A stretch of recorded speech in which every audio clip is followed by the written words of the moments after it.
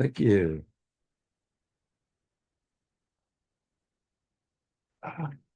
Version 18.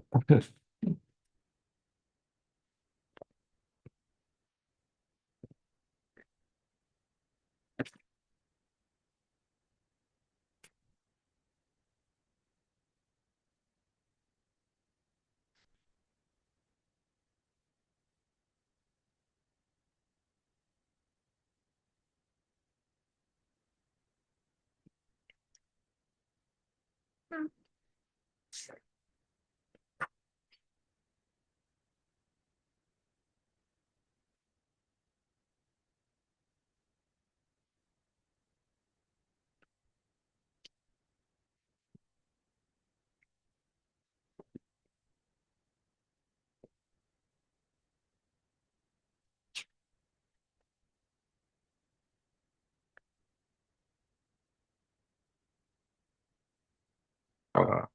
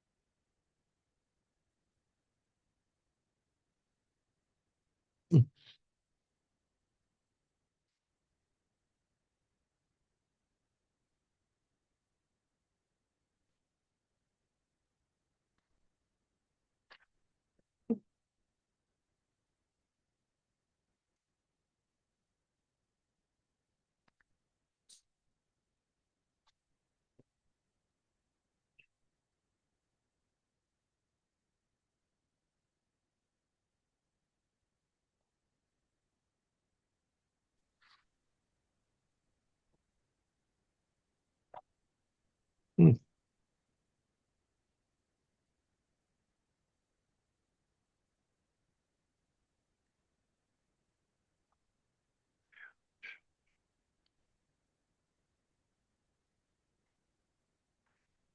Hmm.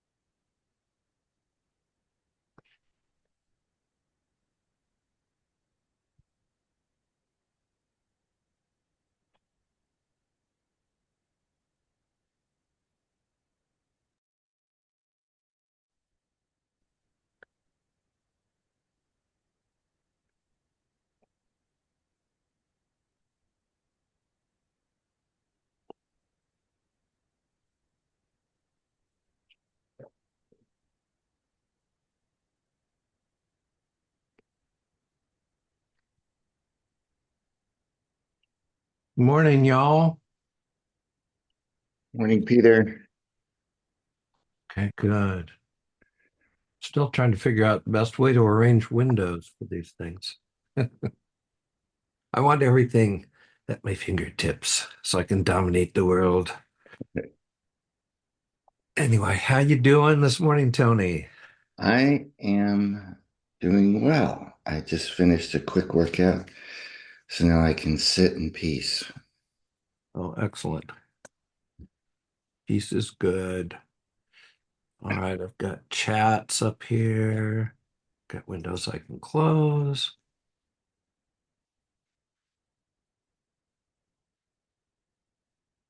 Right. Huh. And the new operating system is trying to take control. What? What are you doing? Okay. Well, I'm excited about today. That's for doggone sure. And glad to have you all here. It looks like we only have one person who has video activated. So I invite you to jump in with cameras and such. Oh, nope, just had the wrong view there.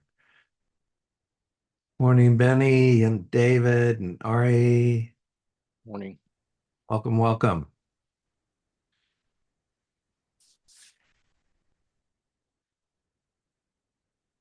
Okay, well, I'm going to get started. People who missed the start can tune in later, get the video online.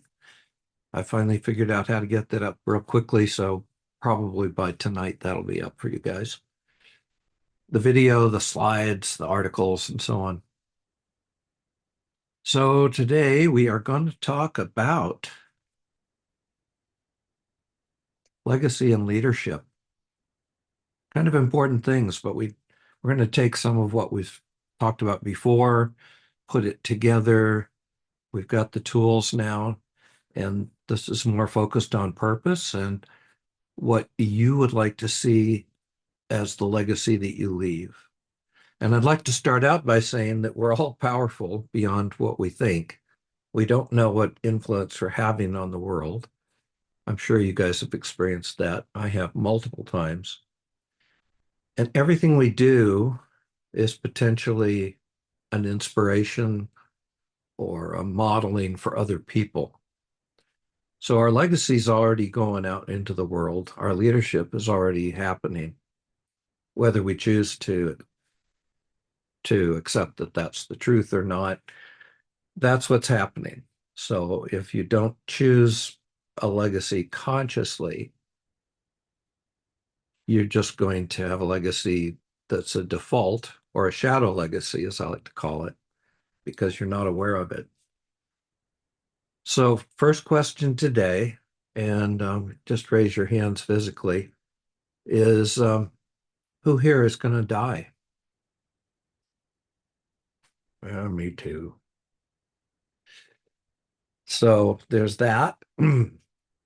And who here knows of someone or some family that's experiencing estate settlement conflict or estate conflict in general?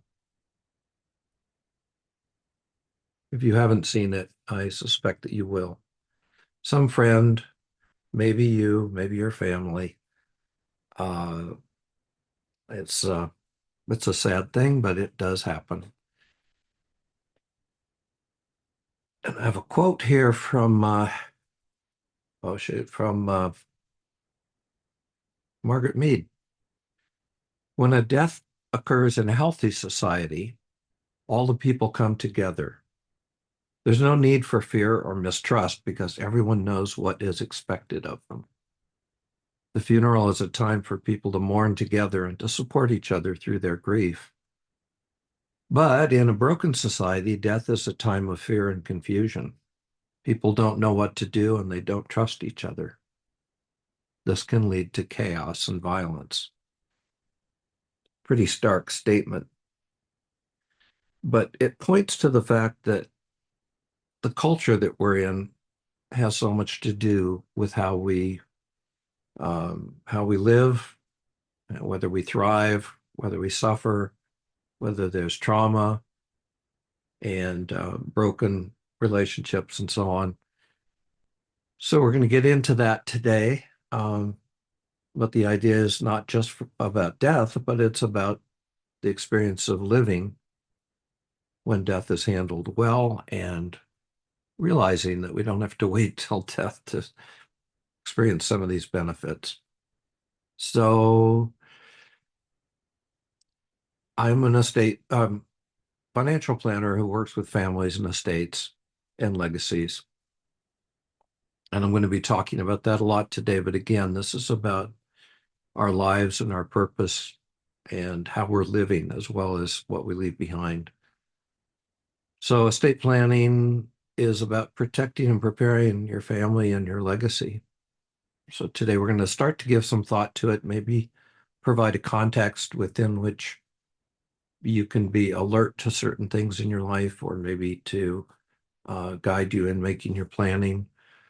People don't give it a lot of thought in our culture, and that's really detrimental. So I talk about this trap that people walk into. We just accept that if we've done a will and a trust, maybe, then everything's done. We keep it secret. We die. People see it. And again, the chaos happens. They don't know what the other family members are doing. Maybe there's a lack of transparency. The suspicions start to grow, the conflict. Um, we're really, um, it's up to us to make that work better. Without proper planning, assets may be subject to lengthy and costly probate process. Beneficiaries could face a higher tax burden. Those are traditional concerns. But family disputes may arise, causing lasting rifts and stress, and maybe intergenerational trauma, and maybe lonely family members. And loneliness has been named the number one killer in the US. We really need those connections. It's not just about money. And unprepared heirs can suffer serious life disruptions. Um, I think when people get money, they become more of who they are. So if they are into being industrious, they might start a business. If they are drug takers, they're going to have lots of money to do all the drugs they want and hang out with the wrong people and so on and so forth. So preparing heirs, getting them started so they have the knowledge, so they have the desire, so they see the benefits of being contributors to the world and not just going to work because hard work, son. It's not to punish the kids, to set them up for a good life. By the way, I'll backtrack. 70% of estate plans fail. What do you And mean fail? well, the the intended benefits don't work out. They one way or another. Sometimes if you've tried to provide a rigid plan for families, um, there's backlash from that, or maybe unintended consequences. I remember a story about a woman who had left her daughter an estate, but said she had to finish college by age 30 or she wouldn't get the money. It would be given to charity. Unfortunately, the daughter was on the verge of finishing college at age 28, 29, and got into a serious car accident and couldn't finish college till she was like 30 or 31. And so she didn't get the estate.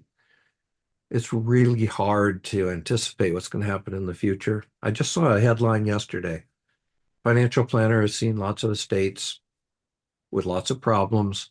So he's going to have a very rigid, ironclad estate plan to keep his kids in line. Well, that's going to present a lot of resentment, and it's probably not going to go well. But Peter, I may I interject something here on that? go ahead. Um, Yeah. yeah, my father died 12 years ago, and had a considerable estate, and it was a complete friggin' mess. Mm, Because there was conflicting trusts and lack of clarity and a crooked lawyer and accountant, not to throw that into the mix. But mm. the thing I want to say here for the group is that um, bad estate plans, that my attorney at the time said, yeah, I've seen it all the time. 35 to 40% of the estate assets get eaten up by the lawyers and accountants sorting out the shit. So that alone should be motivation to have a very clear, well thought out estate plan. The other point I wanted to make is that I'm not a big believer in third party trustees, fiduciaries. Again, if you can have a trusted trustee of your trust rather than a third party who has to cover their ass every which way but loose, things take forever and cost a fortune to administer the trust and for distributions to happen. So that's my 2 cents. Well, that's perfect, Tony. Thank you.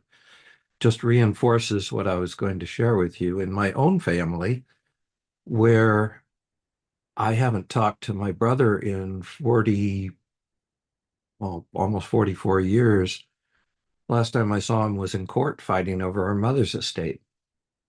And oh gosh, so many other problems. But we've had estrangement and a grandmother who gave about $60 million to charity because she didn't like what the family was doing. But she never told the family what she hoped for them, what her values were. And she never told people to prepare for the fact they wouldn't have money, which might have motivated them. It was just like a punishment. And what good does it do? Not a whole lot. So we lost $60 million. We lost relationships. And it isn't just in the estate plan, but it's in the values and it's in the connections. It's building trust, transparency, inclusion. Maybe diversity, equity, inclusion is good for families. Um, but it is a disaster waiting to happen unless there's some guidance.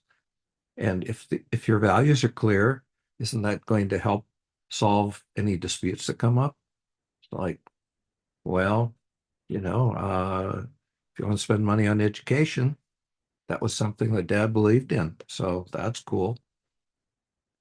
Uh, Anyhow, it is something that we have a lot of say over, and it helps improve our lives while we're still here too. Um, and also, traditional planning focuses on money and taxes and almost completely ignores the human side of it. The only way it takes into account the human side, the personal side, the meaningful side, is in the way it includes people in terms of distributions. There's nothing about building a cohesive unit, really something that could look beyond just the next generation. So lots of good things to avoid. Um, so I like to call it legacy planning to distinguish it from what we think we know about estate planning. Uh, it goes way beyond financial considerations, preserves values and beliefs. It documents your personal history and experiences, the family story. One of the sad things about the white culture, pretty much anywhere in the world, but in the US, is that we've lost our lands too. We've lost our connections. We haven't just forced things on indigenous peoples and broken up families and such, but we ourselves have wound up with that kind of cold legacy.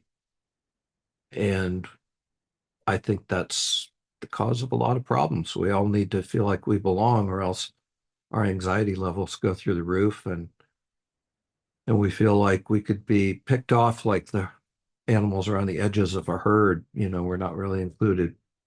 It's really fundamental, the relationship part of it all. Um, Establishing philanthropic initiatives. We get to give money to causes that we care about, but moreover, we can use that as practice to bring our kids into the conversation about money and begin to look at values that way. It's something that I'm passionate about passions. And how often do we reflect on the richness of our ancestors' lives and struggles and aspirations? I'm gonna let a little recording in. It's late, but there you are. Um, and then preparing the heirs. In my family, all of our problems could have been prevented if we had had conversations and prepared the next generation. But there was no talk about how to handle money or values or even practice. All of a sudden, you get a bunch of money. How's that going to go? Not too well with 21-year-olds, I can say from experience. So I'd like to do a little exercise with you guys to get you oriented and give you some perspective on your own lives and preparation. And I recommend that you all go to this tiny URL address right now. If you need a code, you can use the one that's on the screen. I don't think you will. I think I built it into the link. This is about a 10 or 15-minute exercise. You just fill out a questionnaire, and it helps you understand how much planning you've got under your belt and how much more you have ahead of you. And it really is a pretty comprehensive and professionally and scientifically drawn uh, survey. And you will get a summary back in your email, and it interprets and helps you understand what your next steps are. It isn't, ironclad. It's not telling us what to do. It's just helping us prepare by looking at all these different aspects of leaving a legacy. So why don't you jump off now, and then let's reconvene in 15 minutes. So that would be 43, 33, yeah, 33. So whatever hour, wherever you are, for me, it's going to be 9:33. Come back and join the group, and we can explore what you came across and what it's triggered for you. All right.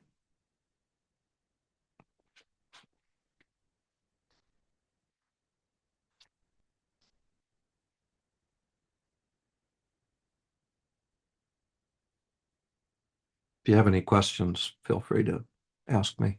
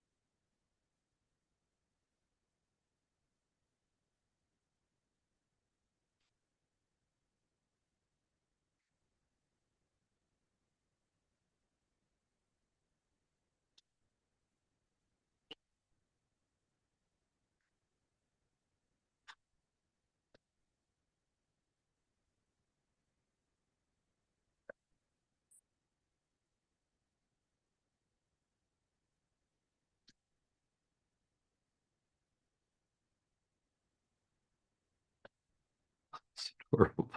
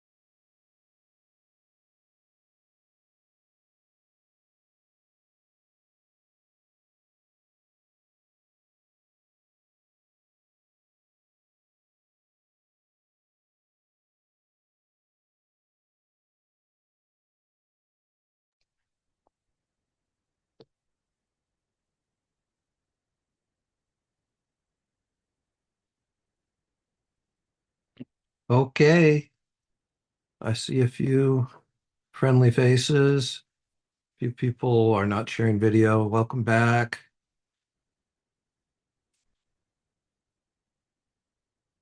For you, the guys that tried to or went through the index, the Willing Wisdom Index, did you get it done? Was that enough time?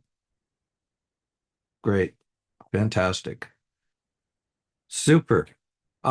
Couple of comments quickly about your experience with it and what it put you, what made you aware of. Ari, go for it. I'm embarrassed to say this, but I don't have a will. So that was just like every question is No. kind of assuming that you have a will. So obviously, like I'm, I was already feeling an urgency to get it done. So I have been asking for referrals for that, but I still don't have it. So I guess I'm at square one in a way. Well, thanks for being vulnerable and sharing that. I have a will and it needs to be updated because I'm a single guy and relationships come and go, and oh my gosh. So you're not alone. In fact, about half of US adults don't have a will or a trust. And that's the starting point. Um, got a Peter, couple more do you hands. need someone in your own state? It helps. Yeah, estate laws vary from state to state. So if you'd like referrals, we could maybe help you find somebody. What you're looking for is an attorney who is a certified specialist in trusts and estates. So they should be a specialist and do estate planning all the time because it's a rapidly changing area, and other attorneys will do the job, but sometimes with suboptimal results. And don't cheap out. If you haven't done it yet, is there any reason that you can think of that's held you back? Yeah, I mean, just not wanting to face death. I mean, if I'm being honest. Yeah, yeah.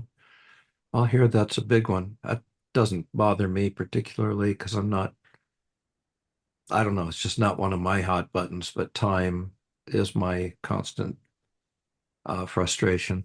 So let's go through a couple more, and then I just have so much to share in this area, obviously, because you can tell I'm pretty passionate about it. So, Tony, Yes, thank you. I wanted to share with you the thought, and maybe you can address this, is that just what Ari said. This is not a fun topic for a lot of people. I don't want to think about when I'm going to die. I'm not thoroughly happy with the amount of assets I have now, and those assets might be changing. And it's like, and it costs money to do an estate plan. So there's a lot of, I don't give a fuck. They can just figure it out after I die kind of attitude. So can you address that and why we should care and spend money and face, our fear and shame and so forth? hmm, so not a fun topic. It can be a fun topic. The way I found joy out of it was thinking about the philanthropic contributions I could make and what that would mean. Thinking about the things I love, the positive aspects. Um, so there is that. Um, it really is not just about money. It's not about whether you're winning or losing. There's a beautiful video. Oh my gosh, I hadn't thought about it in maybe a couple of years. I think it's called The Lighthouse Keeper or something. A beautiful story about people called together to hear the reading of a will, and they all got an envelope, and they're all excited. Oh, I want to inherit. And these inheritances were like, I don't know, a few coins, a feather, some just crazy stuff. that this lighthouse keeper left to people. But it was the letters that he included with the meaning behind why he gave those gifts to those people.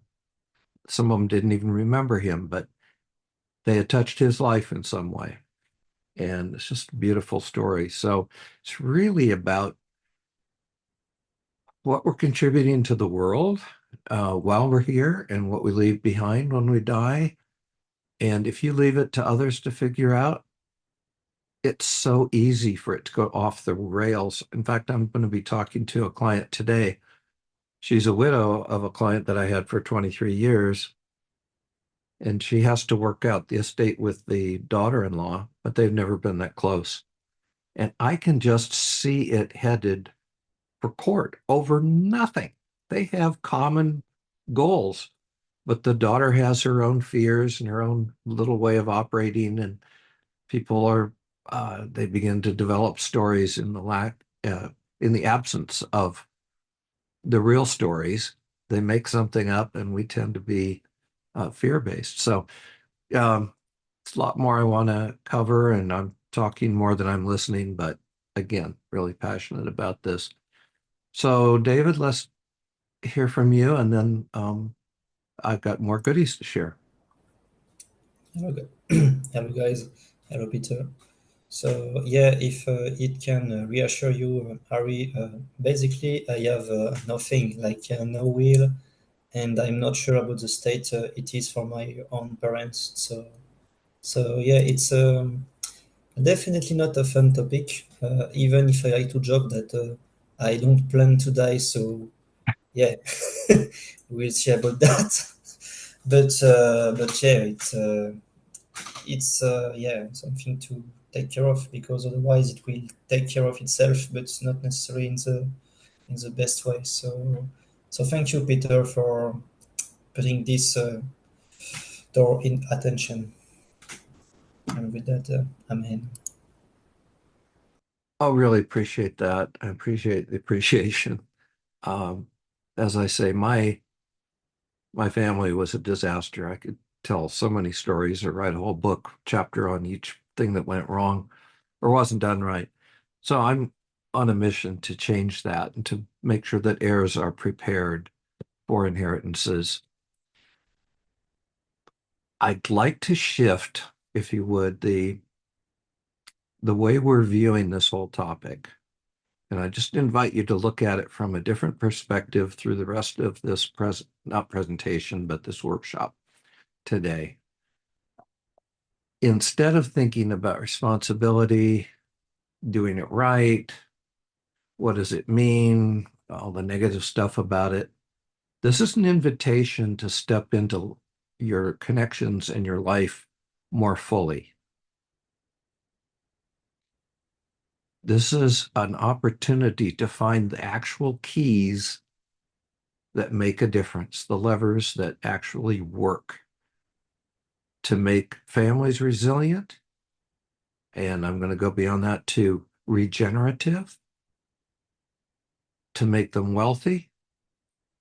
The word wealthy came from the word wheel in Old English, which means well-being.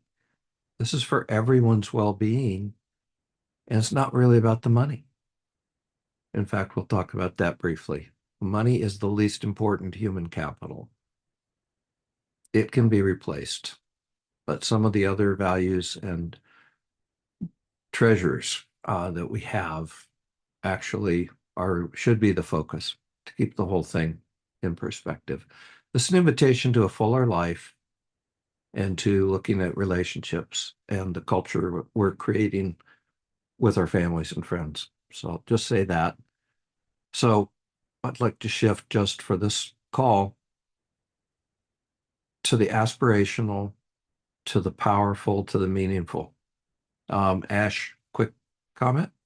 Yeah, I'm going to be quick, Peter. Thank you for this. This is amazing, actually. I cut the half, but at least whatever I got in, I really appreciate you doing that, pushing us to see in a different direction. My question is, you just mentioned something pretty profound to me. You said money is not a best known asset. Can you comment on that? You just mentioned that. Yeah, I'll get to that later. Um, if you want to do your own research, in case we don't get to it adequately for you today, go look up the 5 human capitals on YouTube. Jay Hughes talks about it a lot, and he has worked with families on every continent, and he's studied what makes families successful in their generational transitions. Worked with some of the wealthiest people in the world. He's very eloquent. He's absolutely brilliant. He's a great elder. So he talks about the 5 human capitals, and you'll find a lot of YouTube videos with him talking about that. So when I Thank you, talk Peter. about money being the least important, I won't go into the way he explains it, but do check that out and we'll talk about it some more. So let me move on. This is my own little chart that I came up with.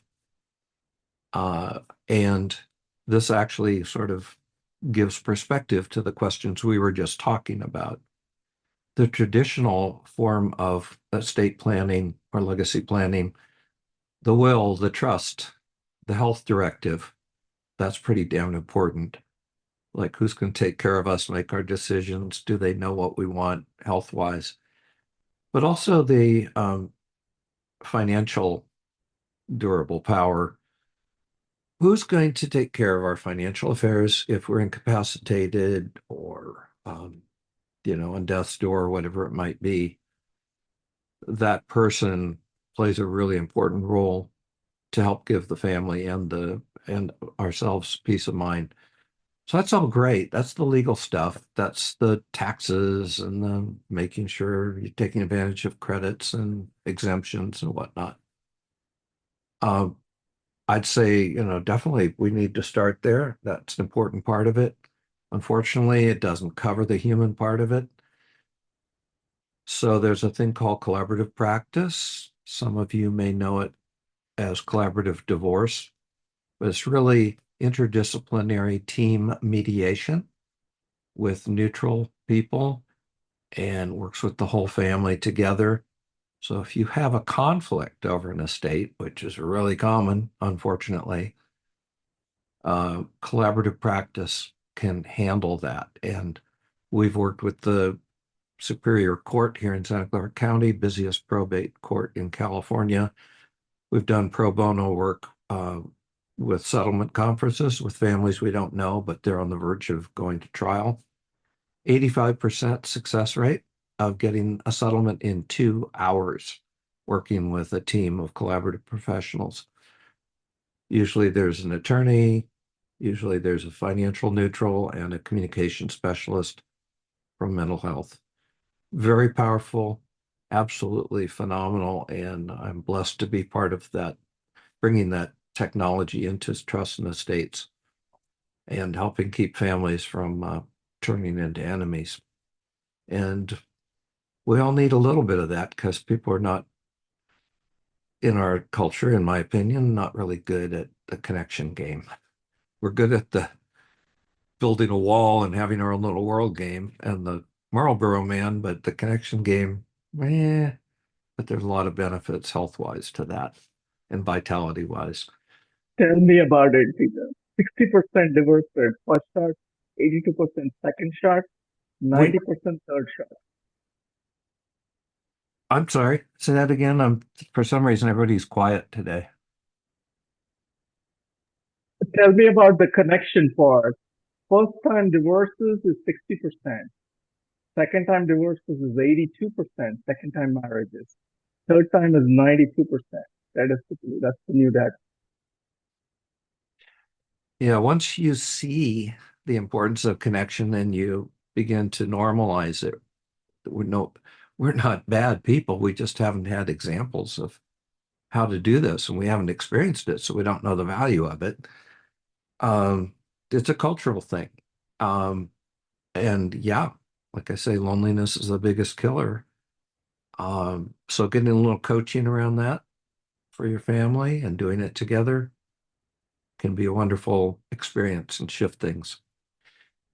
Moving on, there's a thing called purposeful planning, which is a bunch of people, again, from multiple disciplines, over 20 disciplines, who the key or the spark that got us started was a wealthy family, and the patriarch looked at his pile of estate documents and said, if you took the first page off of each of these and remove the family name, there's nothing about who we are in this. There's nothing about who we are as a family, our unique purpose, meaning in life. So the attorney who started this group of people, which is top people in the business in estate planning and related top areas, they the thing that he started was to put little paragraphs into estate plans about why it was in there, the purpose behind it. So then you start to see the big picture and bringing families together to talk about values, an aspirational focus instead of a fix-it focus. Things like an ethical will, which express the love that's intended. So I'd supplement to a will. It's a Jewish-based tradition, but it's really powerful. Empowering the next generation, not just dumping money on them and saying, here, you figure it out. And family governance. How do you make decisions within a family? And wealthy families talk about this quite a bit. But I think every family could benefit from the same principles. And if your family's healthy and happy, they're going to be productive. They're going to have more wealth to work with for sure. The work I'm involved in personally includes all of these areas, but also regenerative, which is a term that my team came up with, which talks about mentoring, having actual experience and training, connection practices that are just simple routines that families can build in to connect with themselves and others and build the connection, awareness and skills. It focuses on well-being, character development, something called interpersonal neurobiology that Dan Siegel touts. He's an MD from UCLA.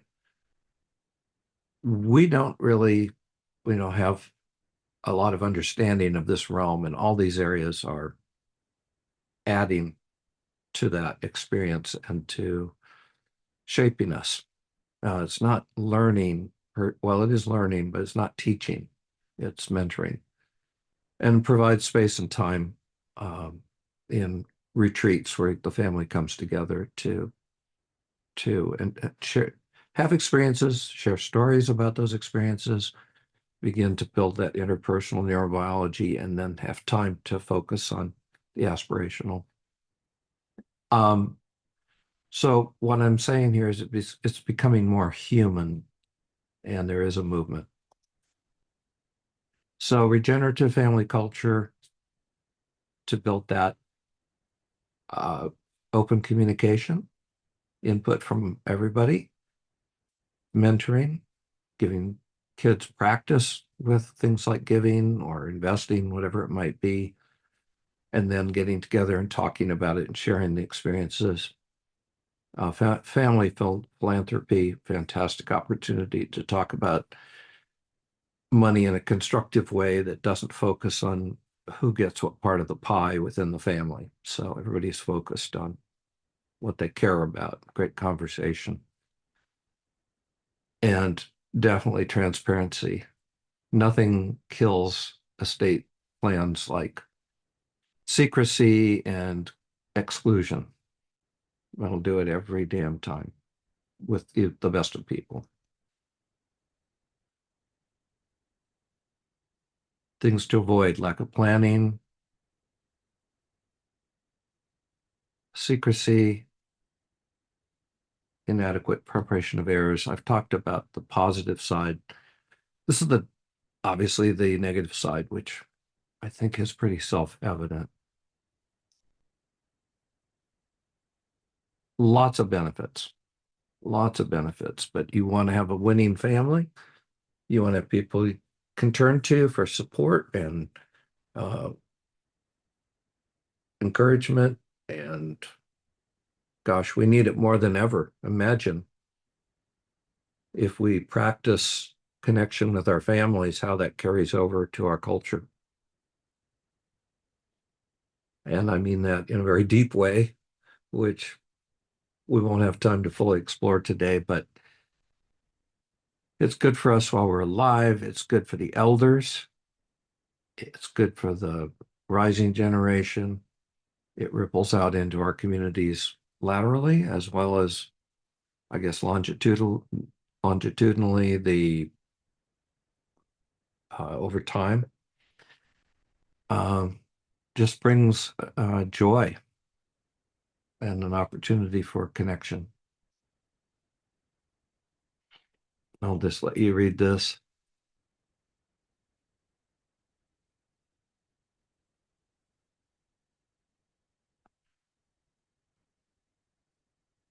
So regenerative family dynamics says we need the values and we need the wisdom of the elders, but we also need to be healthy, creative, empathetic in order to keep recreating um, the energy that it took to get to this point. I mean, it's a miracle that we're here at all. Most of us have seen wealth that most people in the world never get to see. And we need to give a gift to others that is not only has wisdom, but gives them tools to be able to create their own paths in a world that's changing all the time. Personal situations, health, um, unfortunate circumstances, fortunate circumstances. Um, so, Benny, Yeah, I kind of have a question here. I don't plan to leave anything to anyone, really. okay. I plan to spend it all. That's my intent. But in case I do get hit, get run over by a truck, Hmm. proverbial, meet untimely demise, I've set up a will. I need to update it, but I set up a will. It, a lot of the things I filled out there, some of it are not applicable. I just want, in case I die suddenly, I'm just going to give it to my sister and a couple other people, and that's it. Ha- have you thought about sharing your story and your intentions and your values in a document? Could be a one-page thing, but I'm not leaving money to people because fill in the blank. I think people should work for money. You don't, uh, The people I'm going to leave money to, they don't need it. They have good jobs. They should earn their own money. It's my personal value. Okay, yeah, so that's it. So I guess I haven't written anything like that. it's just a thought. I respect your particular goals and aspirations and desired outcomes. Um, I don't know. A friend of mine a few years ago, unfortunately, committed suicide. And I was kind of blown away when about a week later I got a letter and said, if you're reading this letter, I'm not here anymore. He said, I don't want you to feel guilty. You had no part in what I've done. He didn't need to do that because I wasn't worried about it. But it shows his thoughtfulness, shows his caring.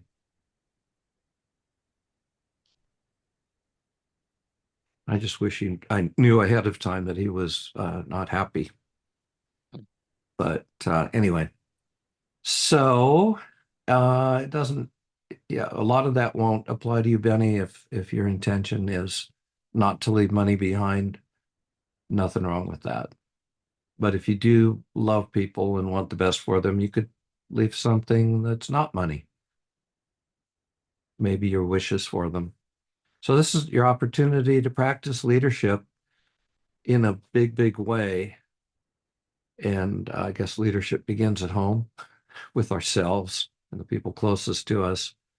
But this is an opportunity. Take it, do with it as you will.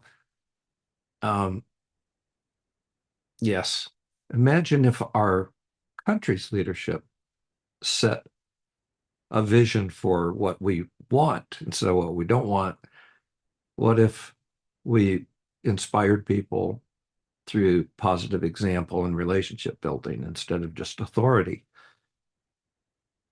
What if we made decisions while considering input from others and taking responsibility for the outcomes? See, we don't know what's going to happen when we die, but we can look around us and see that by the third generation, wealthy families have lost their wealth 90% of the time. What happens to the people? What responsibility do we have, or what opportunities do we have? And helping people grow, learn, and reach their potential and character, building integrity, emotional intelligence, and ethical behavior. One other source of character and values is when our needs are met in connection, we tend to show creativity, empathy, a natural helpfulness, all the things that you really want out of people sort of naturally blossom when our needs are met. And the connection need is, next to food and air, probably the most important need we have as humans, like it or not. I'm going to ask you to do some homework this week, that each one of you go in and share something about what you'd like to see your legacy be in any of these areas. So get online, share with us, because we won't have time to a lot of time to spend on it, but I think it's important to give it some thought and hang on to your evaluations, your Willing Wisdom Index. I love that tool. I know the guy who created it, and a lot of financial planners use it. Also want to say, here's some books. Willing Wisdom is a book by the guy who wrote that or created that survey. Preparing Heirs is a book that may be hard to find, but it's the one that made me, it just opened my eyes to, geez, my whole family history could have been different if we had just worked on preparing heirs. Anything by James Hughes, he's the one who does the family, um, the five human capitals and the importance of others being above money. Best Intentions is an amazing book of real life stories about how estates turned out despite best intentions and plans being in place. And Neurobiology and the Human Development of Human Morality kind of gives some substance to this idea of when we are included and we have a purpose and so on, we begin to exhibit these characteristics. You can't force morality onto people. It doesn't work that way. I'm going to be posting some papers and links on Integration Nation. I have a white paper about this whole subject and regenerative family dynamics. We have a flyer for the Willing Wisdom Index. Share it with whoever you want. I pay a couple $1,000 a year to give people access to that. And it's meant as an educational tool, inspirational tool. I think it opens people's eyes to the need to talk about these things. I'm also including the Theory of Change article and a short story that I co-authored with Claude, the chatbot. It's a science fiction story about an inheritance that includes a chatbot that becomes the trustee of the trust. Kind of wacky, but it kind of gets at some of these points. Five human capitals link there. There's something called a financial skills trust for avoiding the or answering the question, what's a good age or what's a good milestone upon which to base giving the principle to our kids or our heirs. And as I mentioned earlier, the interpersonal neurobiology by Dan Siegel. I'll take questions and hang around for a little while. Thank you for being here. That was helpful to stir up some thinking buds. Yeah, so I'll be here for a little bit longer, and the video and the transcript and everything will be up online by tonight, most likely. So Ash.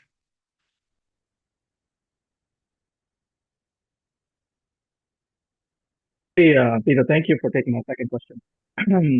A lot of thinking to go, value clarification, maturing, growing, legacy work. I love it. So I am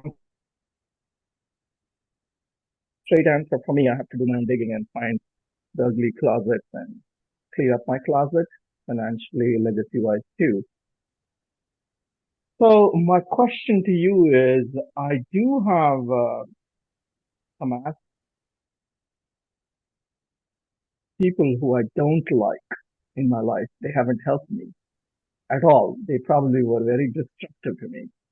But I really want to go be abundantly giving it to them because I want to make it.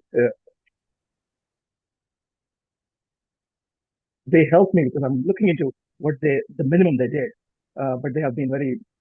It's like the lesser evil. So how do I go about doing that?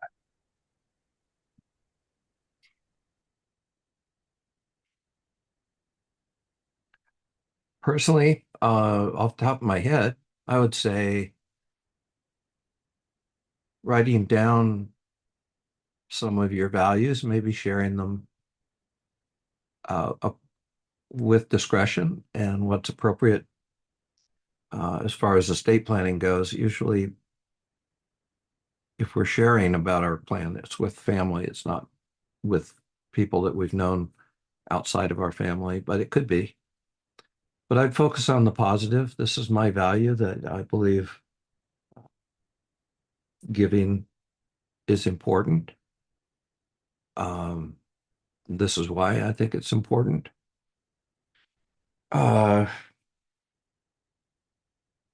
I don't know if you are concerned about people feeling left out of the will or not getting something out of it. That would be a separate discussion, I think. That's a really good question, though. Like, how do you get that across during your life and upon your passing? Maybe you could mention a bunch of people who you cared about and some give them some wisdom instead of some money or some other kind of gift, maybe some kind of thank you just for being in your life and what you hope for them. I don't know. Good questions. Benny. Yeah, let me tell me what you think about this. In case I do have meet an untimely demise, get run over by a truck or something. What I did was to my beneficiaries, I just gave them the business card of the law firm where my will is stored. Uh-huh. And all I have to do is go to that office, show proof that I'm dead, and then they can disperse the will. What do you think about that setup? I think it's good to let people know who your estate attorney is. I got a call from a woman once out of the blue, and she was wondering if I had a copy of her brother's will because he was found dead in his apartment after a heart attack. And I had to say, no, I didn't know who his estate attorney was because all he was doing with me was investments. We didn't have a complete financial comprehensive plan arrangement. So you've solved that problem. You also might want to create a list of other people to contact, the Social Security agent, pension, whatever your government wherever you are, your your pension plans and so on, your insurance, your computer passwords, and Oh, they're that's offering, in the will. The passwords are in the sealed in an envelope in the will. that's okay. There are websites where you can store all this information and documents, and you can control who's able to see it. So you and your attorney, for example, might be able to see it before you die, and then after you die, then your executor and trustee could see it, or everybody could see it, whatever. In this case, where I'm seeing my client today, she hasn't seen the trust that she's going to be given. And so we're kind of operating in the dark, which makes her very frustrated with the daughter-in-law who hasn't shared that. And she doesn't know what to expect. So we're working on that. But if you kind of think about it, it's definitely good to give them access to the will, because the treasure hunt, as we call it, after someone dies is really stressful. Like you don't know where stuff is, if there are bills outstanding, the more you do that way, the greater a gift it is for others.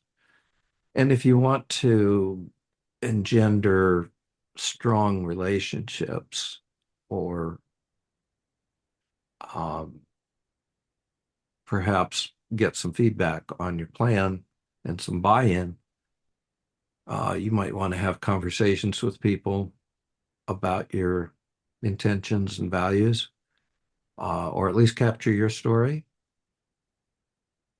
Someone else, like grandson, granddaughter, could do a video recording of you talking about your life and what you've learned and your struggles and your victories. So there's various gradations of steps you can take, a whole range of steps from completely secretive to completely open, and what you want to leave. Hope that helps. Right, thanks.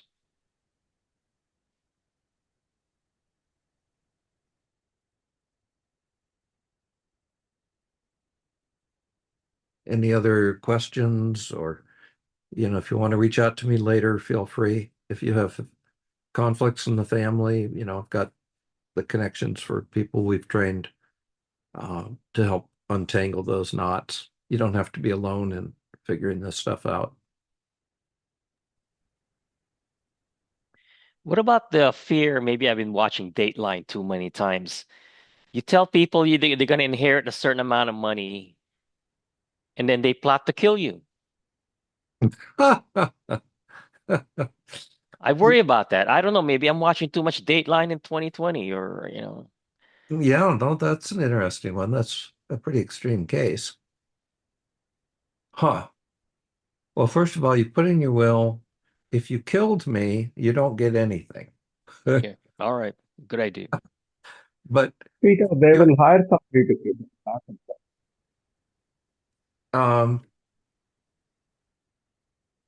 again, I wouldn't probably talk about specific dollar amounts as a start of a conversation. That would be the very last thing. The beginning is, this is what I value, and this is what I hope for you. And I tell you, when our needs are met, we become naturally empathetic, and it changes the course of things. It opens people's hearts up. So that would be the best defense I know. But I know what it's like to feel fear about somebody killing you. My fear of conflict, going back to when I was 5 years old, is so strong that I have fantasies about people coming to kill me when I have to put up boundaries with them. Um, it's actually a whole lot better now, but I can relate.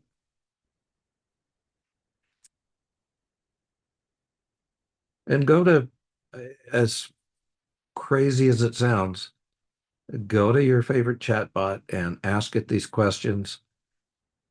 I find them to be quite emotionally intelligent and good at coaching me at how to approach things with people.